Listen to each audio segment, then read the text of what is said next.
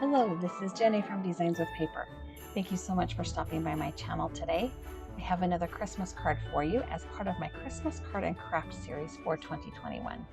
And as we are just rolling into the second week of December, I have plenty more content coming up for you. The card I am making today is using some Simon Says stamp products. This is the Snowflake stamp set that I've had for a number of years, 4 or 5 years at least. I'm also using this Peace, Love, Hope, and Joy die that was released this year. I will be using my Magello Mission Gold watercolors along with some watercolor paper and my hardboard. And I am using my hardboard because I will be adding quite a bit of water to this project. So the first thing I need to do is get all of those snowflakes stamped onto my watercolor paper. I am pulling out my Misty because I feel like that will be a fast, easy, quick way. And also if I need to restamp for any reason. I almost never use stamp blocks anymore because the Misty is just so easy to use. So the first thing I'm going to do is dump all these snowflakes out of the package onto my Misty. They're not quite as sticky as they used to be. I did, when I was finished with this card, go ahead and give them a nice bath with some stamp cleaner and water. I wanted to make sure that I did not lose any of them. I didn't want them falling out of my packaging. I'm going to go ahead and fiddle with this, and I have sped this up a little bit. I put all the larger snowflakes on first and went down in size so that I could fiddle around with it and put the smaller ones into the leftover spaces. This piece of watercolor paper is about 4.5 by 5.5 inches, and I know I am trimming it down. So I'm not super concerned that that bottom right-hand corner doesn't have any stamping in it. So now that I have all the stamps in place, I have pulled the paper up out of the corner just a little bit, and I lined it up with the 1-inch mark on the ruler on the bottom. And I made a note to myself, I actually wrote it down, so that if I needed to re-stamp it, I would know where to line it up. I will be stamping these stamps with my Versamark ink. This is a clear, sticky ink that is perfect for embossing. I am doing a bit of emboss resist, and I need the embossing powder to stick really nicely. I realized I had forgotten to use my embossing bag. I don't want the embossing powder to stick anywhere but the stamps. So I will go ahead and put that embossing powder down or embossing bag down and then add a little bit more ink to my stamps and go ahead and I did spend probably a good solid minute just rubbing my arm and with my shirt sleeve along my Misty lid to make sure that all of the stamps got good pressure. So my white embossing powder I have dumped into this, it's a pencil case actually, that has a lid that the handles on the side kind of clip over so the lid doesn't accidentally open in my drawer, because that would be a catastrophe. Oh my heavens. Can you imagine embossing powder spilled everywhere? Oy. I like using this pencil box because I can just position my card front right over the box and all of the embossing powder goes right back down into the box. I will go ahead and use my heat tool to melt the embossing powder onto my watercolor paper. I have placed it on top of my hardboard because the craft mat on my desk is not heat resistant and it will bubble up if you use your heat gun right on it. This is my second craft mat. I am now going to go ahead and tape that watercolor panel down to my hardboard. When you heat set that embossing powder, it does make the paper buckle just a little bit. So I am making sure to smooth it out nicely against the hardboard before I tape it down. I am using my hardboard because there's a lot of water involved in this technique. This card is a total copy of Kristina Werner's card, and I will link that card right here at the top. I absolutely loved the card she made as part of her card series this year, and I decided I was going to copy it. I hope she doesn't mind. I loved how her card turned out. I will be using, like I said, my Magello Mission Gold watercolors, and I am going with a dark green. So this green is kind of a jade green. It is so pretty, and I am a green girl. I love my greens. They are my jam. All the greens. I like all the greens. Most of the reds, but all of the greens. So my first step is to apply a layer of water to the front of this watercolor paper, and then I will start at the top with a really heavy concentration of watercolor ink.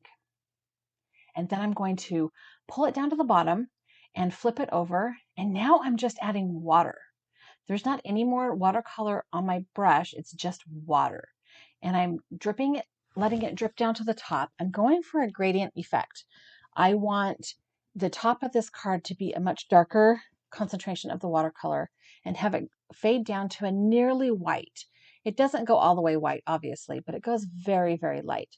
And watercolors do fade back anyway. I did work on this project over a couple of days.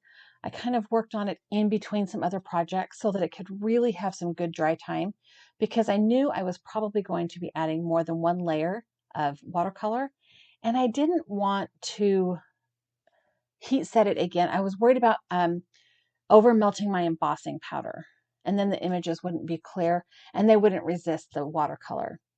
So I am just continuing to add water. And here, this is the next day, or maybe later that day, I can't remember exactly.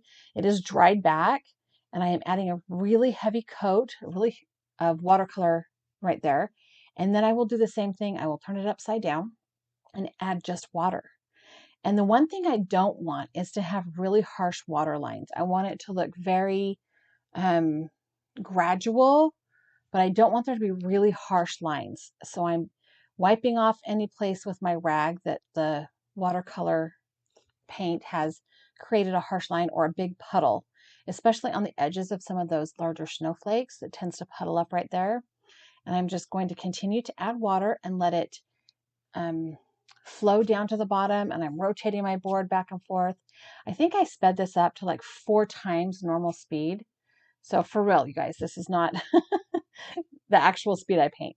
So now that it has dried sufficiently, I am going to go ahead and trim this down, and I have pulled out my Waffle Flower A2 layer dies.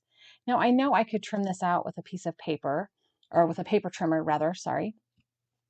But I was going to be doing some layering, and I wanted the measurements to not, I didn't have to think about the measurements. I wanted to be able to just cut it out. I am going to tape this down with some painter's tape, and I am being so gentle when I pull that up because I don't want it to tear my paper. My paper is probably still a little bit wet in the core, and you can see it tore on that edge, but it was totally outside the die. So I was saved. Whew. Now I'm going to go ahead and work on the Peace, Love, Hope, Joy sentiment die. And my brain had this idea of doing it in the silver glitter paper. And I'm going to use these Tailored Expressions sticky sheets. I don't love stacking word dies with liquid glue because I'm a mess with liquid glue. Let's just be real, y'all. I am going to use these sticky sheets. And this is a sheet of double-sided adhesive. So what I'm going to do is peel the backing off of one side of this adhesive and add that silver glitter paper to the bottom half of this piece. And then I'm going to add a piece of white cardstock. This is just scrap cardstock from my little scrap bin that sits on my desk. And I'm going to do the same thing to another piece of adhesive paper, but it will be 2 little rectangles of white cardstock. So then I can just run them through my die cut machine and stack them up, and I don't have to worry about liquid glue. I mean, it still sticks to my fingers and flies all over my desk, but at least it doesn't make a mess when it sticks to my fingers and flies all over my desk. So I will go ahead and run this die through my die cut machine 4 times, 1 for each of those little rectangles of paper. Okay, so now comes the stack up time. And I left the die cuts in the backing page to start with. And I'm going to peel out this one on the left and stack it on the one on the right. But there is a little bit of weeding that needs to be done. I need to remove the pieces of the letters that are the negative, right?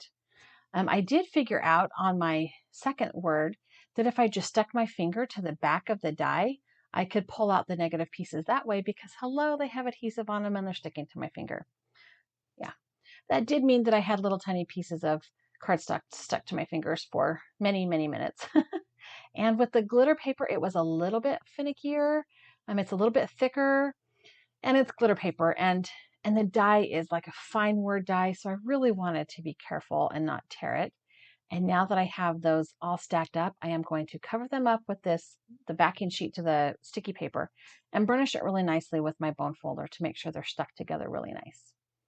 So this is my plan, to lay it right here on the middle. No other sentiment or image, just the snowflakes and the Peace, Love, Joy die, or whatever order they go in. Peace, love, hope, joy, peace, hope, love, joy, whatever. So I am loving how that's looking. It is already sticky on the back, So again, I will put that backing sheet on top of the die and just burnish it with my bone folder. And I even flipped it over and burnished it. And then I put a heavy stamp block onto the side or on top of it and moved it to the side, sorry, so that I could work on my card base. Now, Stampin' Up! Has this green jade something or other cardstock that is like a perfect color match for that green ink from my Magella Mission Gold watercolors. I could not have been luckier. So I have pulled out a piece of cardstock and cut it in half to be 4¼ inches by 11 inches. And I will score that in the middle at 5½ inches. This creates a top folding portrait style card, which is kind of my favorite. I like the top folding cards. I don't know when that became my favorite. It just kind of is my norm. Yeah, I don't know. I will go ahead and fold that over and burnish that fold with my bone folder just so that it's nice and clean. And then I decided I needed to cut out some more glitter cardstock. And I kind of in my brain already knew I was doing this because I hadn't put the glitter cardstock away. But I don't know why I didn't do it all at one time. I don't know why I didn't do all the die cutting at one time. So I have cut this rectangle down, and then I decided that instead of waste the center piece of that, I'm just going to throw another die in there and cut it out. And as long as the die is smaller than my focal point, no big deal. So I've got all of my die cutting done, and I decided I also wanted the green cardstock to stick out just a little bit around the glimmer cardstock. So off screen, I have gone ahead and trimmed that down with another one of those layer dies. And so I'm going to just go ahead and adhere that down now. You can see there's a little bit of that kind of jade green sticking out around the outside edge of the glimmer cardstock or glitter cardstock. I will be adhering this frame down with my ATG tape runner. I love this tape runner. It is super strong. Once it has been on your project for a bit, there's no coming off without ruining your project. But if I lay something down not quite right, in the first few seconds, I can pick that paper up and rearrange it without damaging anything. So it is by far my favorite tape runner and my favorite adhesive in card making. So I'm going to go ahead and line this up. I like to kind of line it up straight with the grid mats I'm working on so that I can make sure it's going on straight. And now I'm going to add my focal point with foam tape. So as my normal, I am pulling out my gigantic roll of 3M foam tape. I purchased this once every couple of years from Amazon. Depends how many stand-up cards or dimensional cards I need to make. And I am just going to go ahead and add a really not stingy amount of foam tape to the back of this card front. Because the paper is slightly buckled from all of the water and the heat setting, I do not want it to buckle in postage or in shipping. I want it to stay nice and flat and dimensional off the top of that the front of that card. So here I've got my focal image. There we go. I forgot what those words were. And I will flip that over and burnish it with my hands because the front is slightly elevated. That sentiment is slightly elevated. So it is a little easier just to flip it over, and it adds a little more pressure. So as per my usual, I am going to stick a piece of copy paper inside the card so that there is a nice clean place to write. And this has been trimmed down to 4 by 5¼ inches. So yay, I love how this card turned out. Thank you, Kristina, for the wonderful inspiration. I hope you enjoyed seeing the card and seeing the process and how it all worked out. And here's a couple photos for you. I hope they're a little bit more close up. I have added a couple of videos here for you to watch next and a subscribe button. If you have not done so already, I would love it if you would subscribe to my channel. Thank you so much for stopping by. I hope you have a great day.